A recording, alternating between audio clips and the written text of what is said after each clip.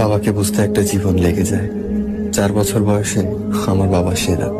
6 বছর বয়সে বাবা সবাইকে চেনে। 10 বছর বয়সে বাবা ভালো কিন্তু একটু কঠোর। 12 বছর বয়সে বাবা ছোটবেলায় অনেক ভালো ছিলেন। 14 বছর বয়সে বাবা কেমন জানি বদলে যাচ্ছে। 16 বছর বয়সে বাবা কিছুই বোঝে না। 18 বছর বয়সে বাবা দিন দিন আরো কঠোর হচ্ছে। 20 বছর বয়সে বাবার ব্যবহার সহ্য করা কঠিন। মা কিভাবে সহ্য করতেন।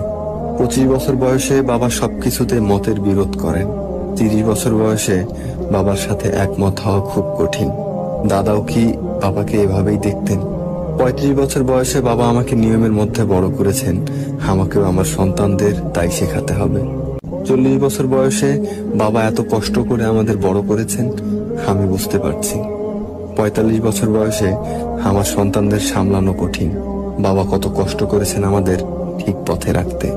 50 বছর বয়সে বাবা সবকিছু দীর্ঘমেয়াদী পরিকল্পনা করতেন। তিনি ছিলেন দয়ালু ও বিশেষ একজন মানুষ। সত্যি আমার বাবা সেরা। এই পুরো চক্রটি শেষ হতে 50 বছর লেগেছে, কিন্তু শেষ পর্যন্ত আমরা আবার প্রথম জায়গায় ফিরে যাই। আমার বাবা সেরা।